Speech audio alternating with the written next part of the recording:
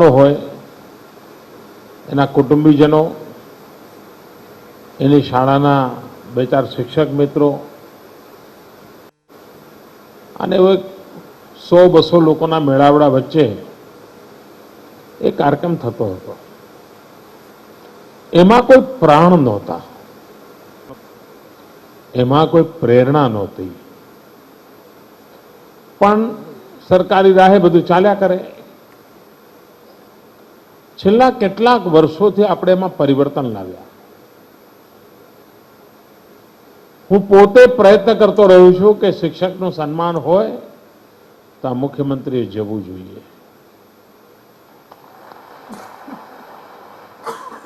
અને મેં લગાતાર કોશિશ કરી છે કે રાજ્યના શિક્ષકનું સન્માન થતું હોય ત્યારે સમગ્ર શિક્ષક આલમનું સન્માન થાય છે, શિક્ષક પરંપરાનું સન્માન થાય છે અને શિક્ષક મહાત્મયનું સન્માન થાય છે. અને તેથી આ કાર્યક્રમને અમે એક નવી ઊંચાઈ પર લઈ ગયા. આટલો મોટો કાર્યક્રમ થાય પણ ઘણીવાર શાળાના વિદ્યાર્થીઓને પણ ખબર નથી હોતી કે આપણા દેશમાં શ્રેષ્ઠ શિક્ષકોને એવોર્ડની એક વ્યવસ્થા હોય છે. જ્યારથી આપણે કાર્યક્રમ કરીએ છીએ અને ટેકનોલોજીનો ભરપૂર ઉપયોગ કરીએ છીએ એના કારણે આ શિક્ષકોના સન્માન વખતે માત્ર તાલીઓનો ગડગડાટ આ સભાગૃહમાં છે એવું નહીં, ગુજરાતની બધી શાળાઓમાં સેટેલાઇટથી જોડાયેલ લગભગ 1.5 કરોડ બાળકો અને શિક્ષકો આપને નિહાળી રહ્યા છે.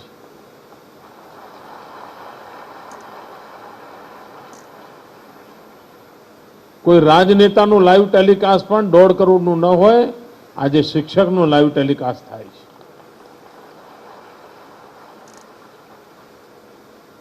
કારણ કે નીચે સુધી એક સહજ રીતે સંદેશ પહોંચે કે શિક્ષકનો વ્યવસાય પણ એક ઉત્તમ ક્ષેત્ર છે, શિક્ષક પણ સમાજને ઘણું બધું આપી શકતો હોય છે અને તેજસ્વી પેઢી શિક્ષકના કારોબારમાં કેવી રીતે આવે, આ ગૌરવપૂર્ણ જીવનનો એ ભાગીદાર કેવી રીતે બને. બચપણથી ઉત્તમ શિક્ષક બનવાના સપના જોતો થાય, કારણ કે સમાજને ક્યારે ઉત્તમ પ્રકારના ઇન્ફ્રાસ્ટ્રક્ચર વાળી શાળાની ખોટ નહીં પડે.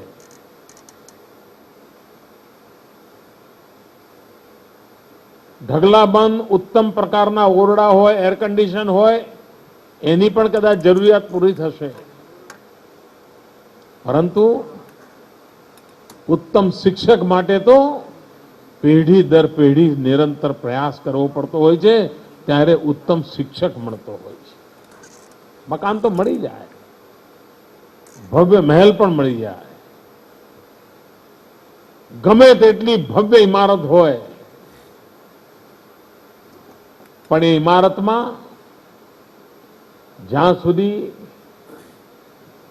ઈશ્વરની મૂર્તિની પ્રાણ પ્રતિષ્ઠા ન થાય ને ત્યાં સુધી મંદિર નથી કહેવાતું.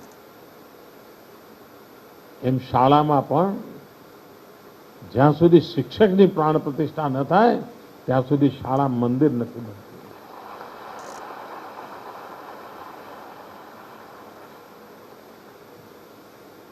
અને આખી એક પ્રક્રિયા છે અને નિરંતર ચલાવવી પડતી હોય છે. અને આપણે એ બાબતે ધ્યાન કેન્દ્રિત કર્યું છે.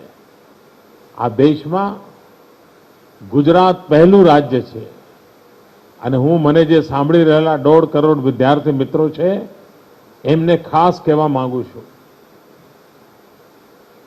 શિક્ષકો તરીકે વ્યવસાય કરવાની ઈચ્છાવાળા લાખો વિદ્યાર્થીઓ મળે છે, પરંતુ એમાં પણ ઉત્તમ અને ઊંચાઈઓ પર પહોંચાય એવો ભાવ હોય એવા વિદ્યાર્થીઓ ઓછા હોય છે. ઘણીવાર મેં જોયું છે કે 10મા ધોરણમાં 90% આવ્યા હોય, મેં પૂછું શું કરશો બેટા, આપણે એમ થાય કે એમ કહેશે કે ડોક્ટર થઈ જાય, પણ ના, એમ કહે છે હું શિક્ષક થઈશ. કારણ પરિવારની સ્થિતિ પણ નથી હોતી, અને એને પોતાના જીવનમાં આસપાસ શિક્ષકથી મોટું કાંઈ જોયું નથી હોતું. મારે બધા જ વિદ્યાર્થીઓને કહેવું છે કે ભૂતકાળમાં 10મા પછી પીટીસી થતું હતું, 12મા પછી બીએ કોલેજ કરીને બીએડ કરતા હતા અને પ્રાથમિક શાળા અને માધ્યમિક શાળાઓમાં શિક્ષક બનતા હતા. ગુજરાત આ દેશમાં પહેલું રાજ્ય છે જેણે ઉત્તમ શિક્ષકો તૈયાર કરવા માટે Indian Institute of Teachers Education IITE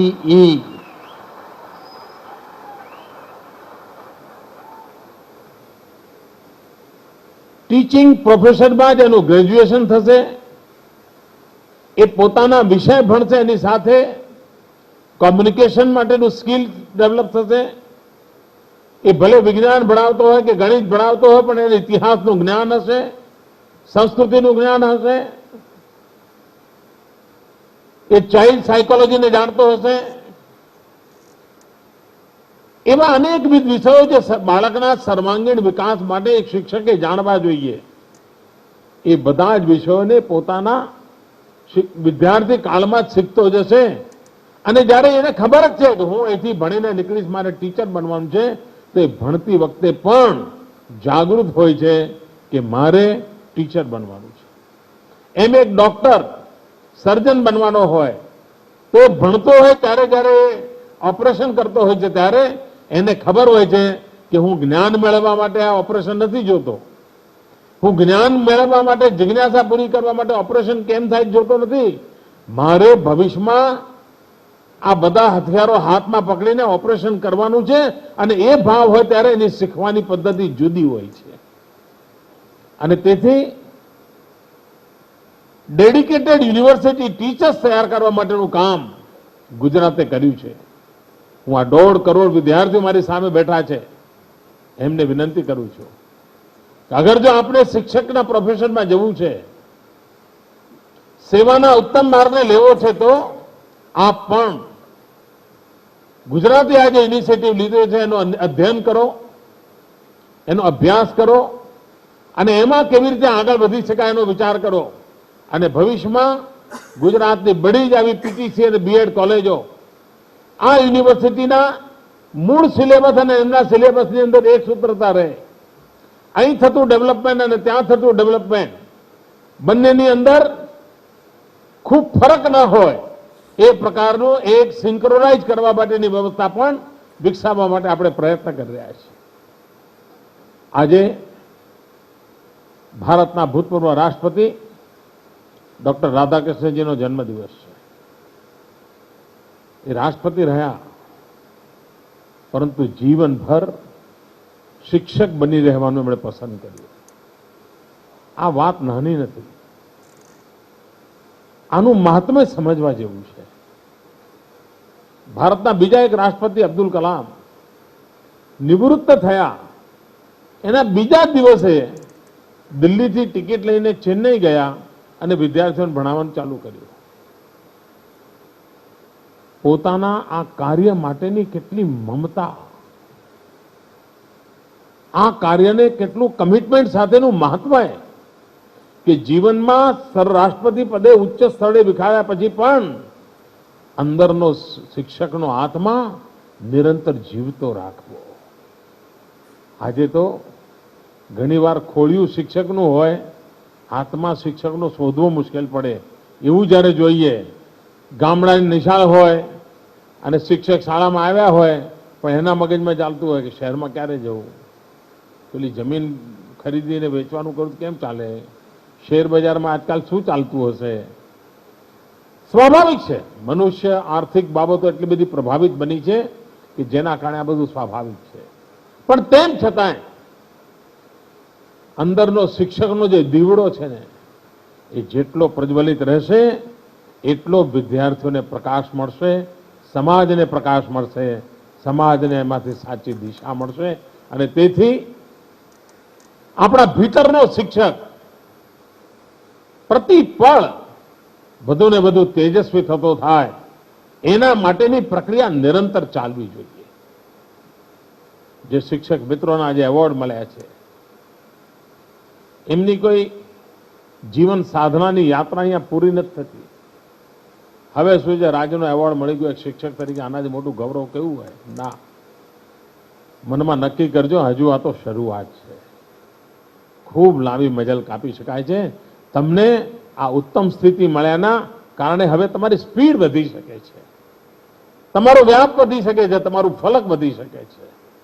આ અવસરનો લાભ લઈને હજુ ઉત્તમ યોગદાન શિક્ષણ જગતને કેવી રીતે કરી શકીએ, વિદ્યાર્થી આલમને કેવી રીતે કરી શકીએ, એની દિશામાં પ્રયાસ કરીએ.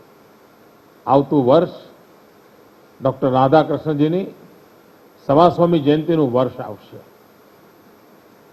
દરેક શાળા સંકલ્પ કરે કે આગામી 5મી સપ્ટેમ્બરે આ અવસર આવે છે, તો અવસરને કેવી રીતે ઉજવીએ. આ એક વર્ષ દરમિયાન સમગ્ર શાળાના વાતાવરણમાં શિક્ષણમાં ગુણાત્મક પરિવર્તન લાવવા માટે અવસરનો લાભ કેવી રીતે લઈએ, એના માટેને કયા નયા પ્રકલ્પો કરીએ, આનું ચિંતન ચાલવું જોઈએ. અને તો જ સાચા અર્થમાં 125મી જયંતિ આપણે ઉજવી શકીએ. સહજ રીતે પોતાની શાળામાં આની પ્રક્રિયા ચાલે. આપણે ગુણોત્સવનો કાર્યક્રમ કરીએ છીએ. આ વખતે એક નવો પ્રયોગ કરવાનો વિચાર કર્યો છે કે આ રાજ્યની અંદર જેમણે પણ શ્રેષ્ઠ શિક્ષકના એવોર્ડ મેળવ્યા છે, જેમણે પણ રાષ્ટ્રીય સ્તરે શ્રેષ્ઠ શિક્ષકના એવોર્ડ મેળવ્યા છે, એ નોકરીમાં હોય કે રિટાયર થઈ ગયા હોય, આ બધા જ શિક્ષકો ગુણોત્સવના કાર્યક્રમને પોતાના ખભા પર લે. રાજ્યમાં શિક્ષણ પ્રેમી લોકો છે, નોકરી બીજે કરતા, શિક્ષણમાં નોકરી નહીં કરતા હોય, ડોક્ટર હશે, વકીલ હશે, પત્રકાર હશે, એવા બધા લોકો આ વખતે આગળ આવે કે ગુજરાત સરકારનો ગુણોત્સવનો જે કાર્યક્રમ છે, એ કાર્યક્રમ સરકારી બાબુઓ કરી રહ્યા છે ગયા 3 વર્ષથી. આ એક વખત પ્રયોગ કરી જોઈએ કે શિક્ષણમાં રુચિ લેનારો સમાજનો વર્ગ એમાં જોડાય.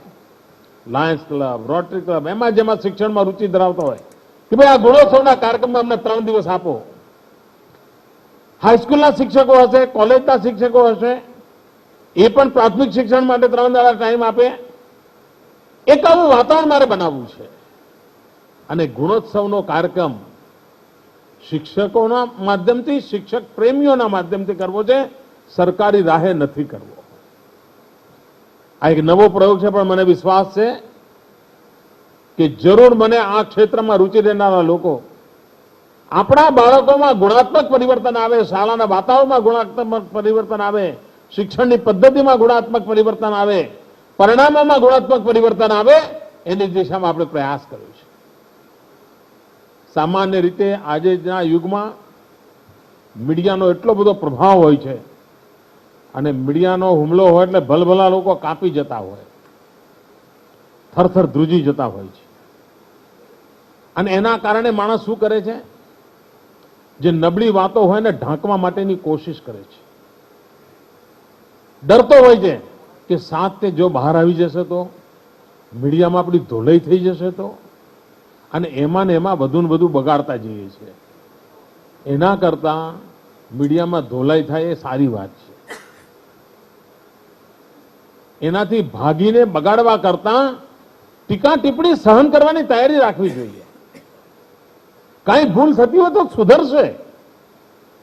આપણે આ જયારે ગુણોત્સવનો કાર્યક્રમ કરવા માંડ્યા તો આપણા ધ્યાનમાં આવ્યું કે આપણા બાળકો વાંચવામાં નબળા છે. હવે આ કઈ હમણાં થયું હશે નહીં, આ સાલોથી ચાલતી હશે પરંપરા. પણ અમે આ જરા રોગ પકડ્યો. હવે રોગ અમે પકડ્યો તો એનો ગુનો કર્યો હોય એમ અમારી અમને સહન પણ કરવું પડે, કરીશું. પણ હવે એને આપણે કાર્પેટની નીચે દબાવી દેવું છે તો મારા ગુજરાતની આવતીકાલ બગડે. મારી આજ ભલે બગડે, મારે ગુજરાતની આવતીકાલ નથી બગડવા દેવી.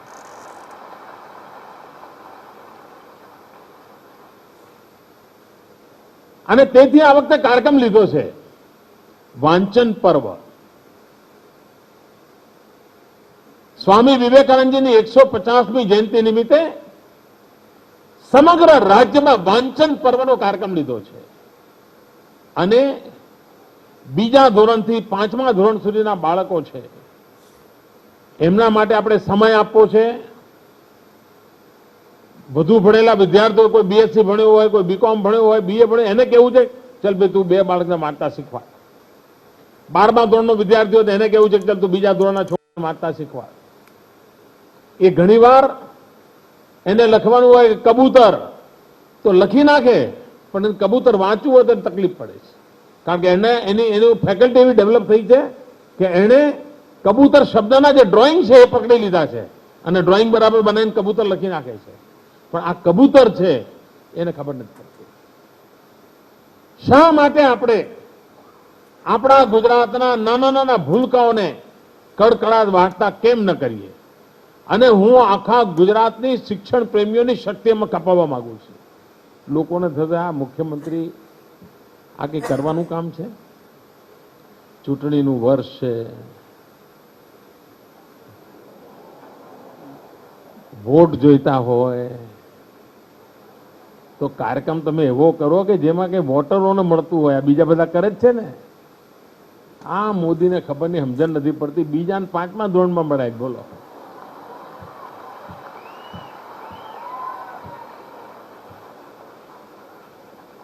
કરવું હોય તો 18 વર્ષથી ઉપરનામાં રસ લો.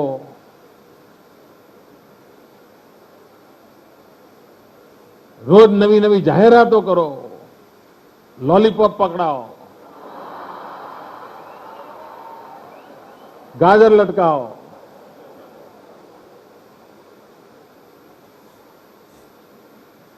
એમનો રસ્તો એમને મુબારક.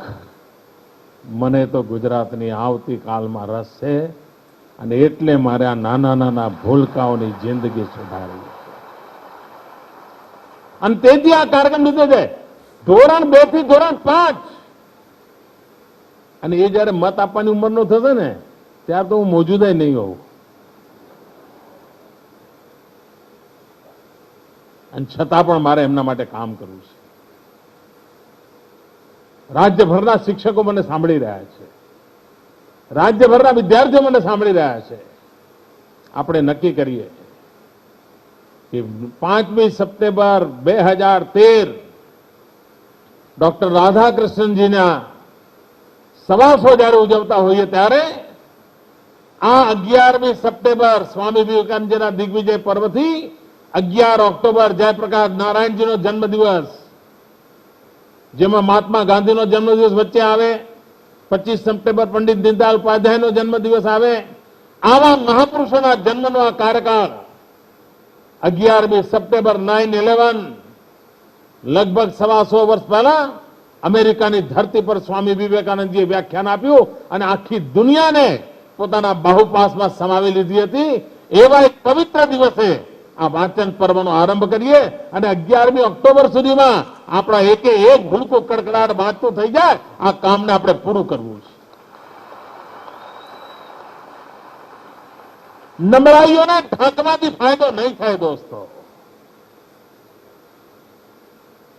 સબળ થવા માટે નબળાઈઓ સામે મક્કમતાથી કામ લેવાની આવશ્યકતા હોય છે. અને મક્કમતાથી કામ લેવાને સપના જોનારવા આખું તંત્ર છે. હમણાં રમણભાઈ વ્યથા ઠાલવતા હતા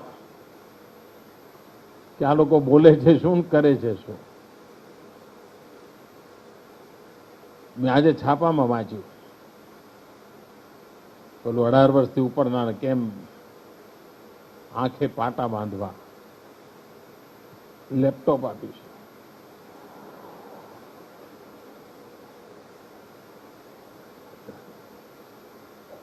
મેં તો તમને માહિતી મારે સાચું, કારણ કે આ દેશના નાગરિકોને જેમણે સત્ય પહોંચાડવાની જવાબદારી છે એ લોકો જરા લપસી પડ્યા છે. તેથી મારે આ સત્ય તમારા સુધી પહોંચાડવું છે. અને એટલા માટે કે મારી વિદ્યાર્થી આલમ સત્યને જાણે. 2011ના ઓક્ટોબરમાં, આજથી 11 મહિના પહેલા દિલ્હીમાં યુપીએ કોંગ્રેસ સરકારના મંત્રી શ્રીમાન કપિલ સિબ્બલ એમણે મોટા ઉપાડે એક સમારંભ કર્યો હતો વિજ્ઞાન ભવનમાં. દેશનો ટોપ મોસ્ટ મીડિયા હાજર હતો અને આકાશ ટેબ્લેટ એક લેપટોપ દુનિયાને બતાવ્યું હતું અને એમણે એમ કહ્યું હતું કે વિદ્યાર્થીઓ યુવકો માત્ર 3000 રૂપિયા આપે એમને આકાશ ટેબ્લેટ મળી જશે. એમાં તો મફત નહોતું, 3000 તમારે આપવાના હતા. અનેક લોકોએ 3000 આપ્યા પણ ખરા. આજે 11 મહિના થઈ ગયા, 11 મહિના થઈ ગયા, હજુ એકે આકાશ ટેબ્લેટ ધરતી પર ઉતર્યું નથી.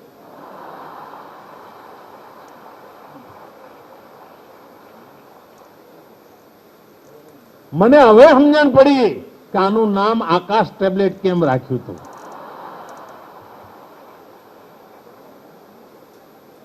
કાશ આ આકાશ ટેબ્લેટ ક્યાંક નીચે ઉતર્યું હોત ધરતી પર તો આજે તમે જૂઠાણા ફેલાવો છો ને એમાં ક્યાંક વજન પડ્યું હોત.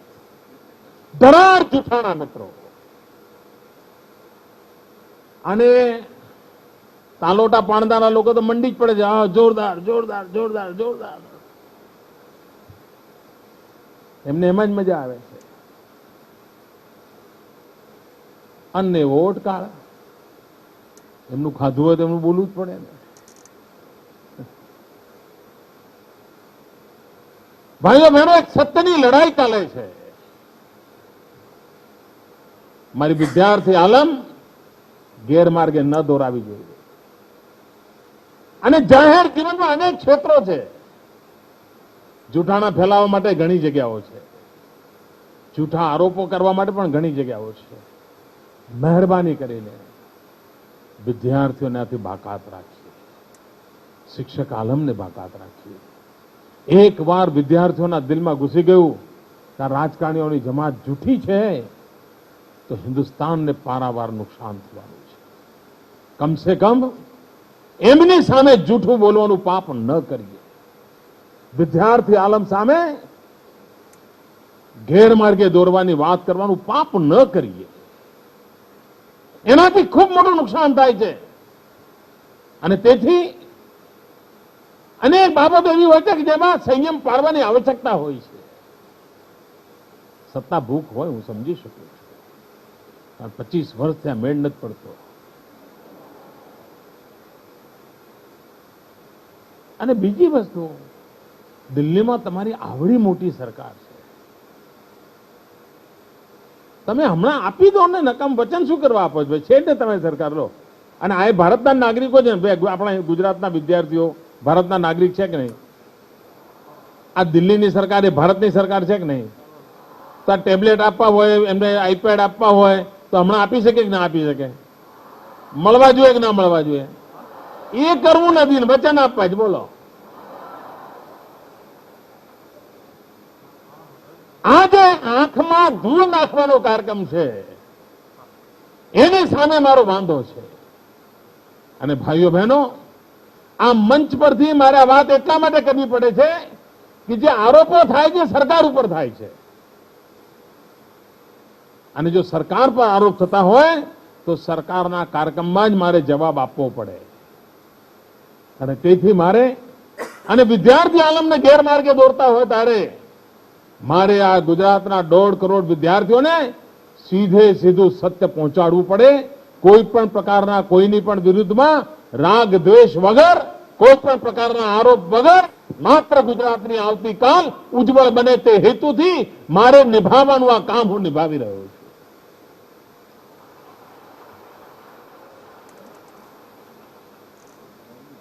ભાઈઓ બહેનો, આપણે ગુજરાતને નવી ઊંચાઈઓ પર લઈ જવું છે. ઘણા લોકો મને કહેતા હોય છે કે સાહેબ 10-11 વર્ષ થઈ ગયા. હમણાં 18મી સપ્ટેમ્બરે કોઈ મને કાલે કાગળ મોકલાયો છે કે 18મી સપ્ટેમ્બર મારે 4000 દિવસ પૂરા થાય છે આ મુખ્યમંત્રીની નોકરીમાં. જોકે સંજોગો વસાત મેં એ દિવસે મને ખબર નહોતી કે આવો કે મેળ પડે છે, પણ ગુજરાતની પંચાયતી રાજની સ્વર્ણિમ જયંતિ ઉજવાઈ રહી છે. એ નિમિત્તે સરપંચોનો એક કાર્યક્રમ ગોઠવેલો છે. તો મને ગઈકાલે ખબર પડી કે કાર્યક્રમની તારીખ 18મી સપ્ટેમ્બર છે. એ દિવસે મને સરકારમાં 4000 દિવસ પૂરા થાય છે. સૌ સરપંચશ્રીઓને મળવાનો અવસર મળવાનો છે. ભાઈઓ બહેનો, શિક્ષણની દુનિયામાં વિકાસની નવી ઊંચાઈઓ પાર કરવી છે ત્યારે ઘણીવાર લોકો મને કહેતા હોય, સાહેબ થાકતા નથી? અમે ટીવી પર તમારા કાર્યક્રમ જોઈને થાકી જઈએ છીએ. સવારથી સાંજ સુધી આજે આ ગામ પેલું ગામ દોડ્યા જ કરો છો. નવજવાન મિત્રો,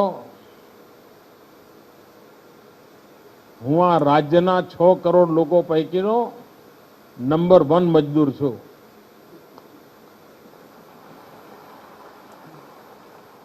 મજદૂર નંબર 1 ઇઝ મોદી. અને ગયા 50 વર્ષમાં જે ખાડા કરીને ગયા છે ને લોકો, આ 4000 દિવસ મારા ખાડા પૂરવામાં ગયા છે.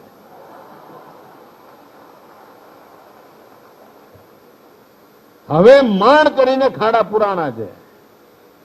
હવે મારે ગુજરાતની ભવ્ય ઇમારત બનાવવી છે. તમને થશે આટલું બધું કર્યું તો હજુ તમને દેખાતું નથી? ના, આજે બધાને આટલું બધું સરસ સરસ દેખાય છે ને, એ તો મેં ખાડા પૂર્યા ને એમાં થયું છે. એકચ્યુઅલી ઇમારત બનાવી ત્યારે તો ખબર પડશે કે ગુજરાત કેવું ભવ્ય બનવાનું છે, અને એના માટેનો હું સંકલ્પ લઉં છું. મિત્રો,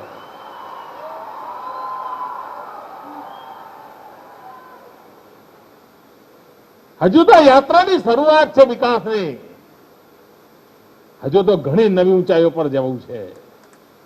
બધું થઈ ગયું છે ને સરસ થઈ ગયું છે ને અમે તો સરસ કામ કર્યું છે એવી વાતો કરનારો હું માનવી નથી. હું તો નમ્રતાપૂર્વક કહું છું, અમે તો તમે ખાડા કરીને ગયા હતા, એ ખાડા જ પૂરવામાં મારો ટાઈમ ગયો છે. ઇમારત બનાવવાની શરૂઆત હવે થવાની છે. મને સૌ શિક્ષક આલમ આશીર્વાદ આપે, વિદ્યાર્થી મિત્રો શુભકામનાઓ આપે, નવજવાન મિત્રો ખભેથી ખભો મિલાવીને મારી જોડે આવે.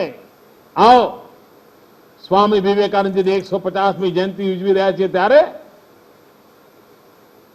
વિવેકાનંદજીના સપનાનું ભારત બનાવવા માટે આપણે સંકલ્પ કરીએ. વિવેકાનંદજીએ ઈચ્છા વ્યક્ત કરી હતી, આ ભારત માતાને જગતગુરુ સ્થાને વિરાજમાન થયેલી જોવી છે. એ વિવેકાનંદજીનું સપનું હજુ અધૂરું છે, એને પૂર્ણ કરવાનો સંકલ્પ પ્રત્યેક નવજવાનને, અને એવી રીતે આ શિક્ષક દિવસની મજા આગળ વધારીએ એ જ અપેક્ષા સાથે સૌ શિક્ષક મિત્રોને ખૂબ ખૂબ શુભકામનાઓ, ખૂબ ખૂબ અભિનંદન.